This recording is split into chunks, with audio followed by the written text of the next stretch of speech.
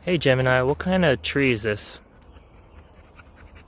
Looking closely at the texture and color of that bark, you're definitely looking at a mature Douglas fir. This species is famous for its thick, furrowed bark, which helps protect it from wildfires. They can grow to be some of the tallest trees in North America. Have you noticed many other Douglas firs in the area where you are? Plenty. It's great to hear you're surrounded by so many of them. Douglas firs are incredibly important ecologically, providing habitat for many species, including the endangered spotted owl.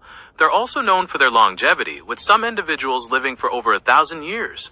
Are there any particularly large specimens that stand out to you in the area?